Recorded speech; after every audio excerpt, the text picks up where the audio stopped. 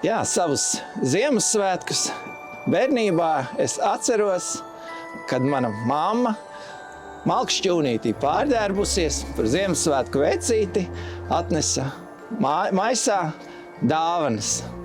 Bet vēlāk mūsu Ziemassvētki bija par lielu kopā būšanas svētkiem, kad mēs Radu saimē katru gadu Ziemassvētku vakaru satikāmies pie maniem vecākiem, un tā šī tradīcija ir turpinājusies vairākus gadu desmitus, un joprojām Ziemassvētki man ir ļoti liels prieks, dāvināšanas prieks un kopā būšanas prieks.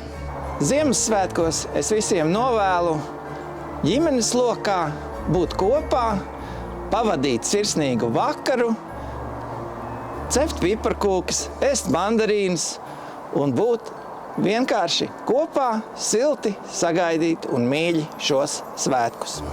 Kopā ar ģimeni devāmies pēc eglītes. Un pēc tam jau, protams, Ziemassvētku vakarā šī eglīte tika izrotāta ar dabīgajām svecītēm, un tajā vakarā šīs svecītes arī dedzinājām. Lampiņas eglītē jau nāca pēc tam, pēc Ziemassvētkiem. Vēlāk Ziemassvētki laikam ir palikuši prātā ar to, ka pašam bija jākļūst par Ziemassvētku vecīti un jācenšas, lai mani neviens neatpazīst.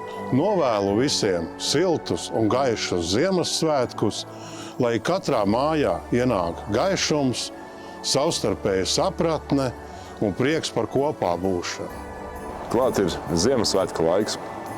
Man Ziemassvētki asociējas ar to, ka kopā ar ģimeni, ar tēti gājām pēc eglītes mežā, un pēc tam nesām viņu mājās, kur ar ģimeni pušķojām, ar māsām, brāļiem.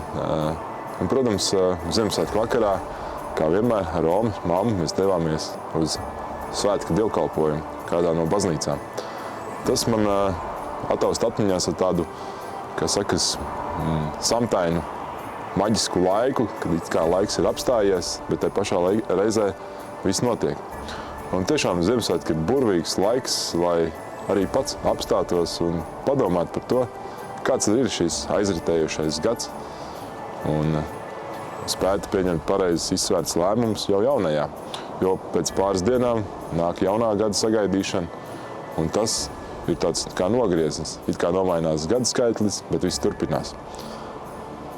Es jums visiem, Ventspils novada iedzīvotājiem, viesiem novēlu mierpilnas, skaistas, baltas Ziemassvētkas un patiesi laimīgu un izdevošos veiksmīgu jauno gadu.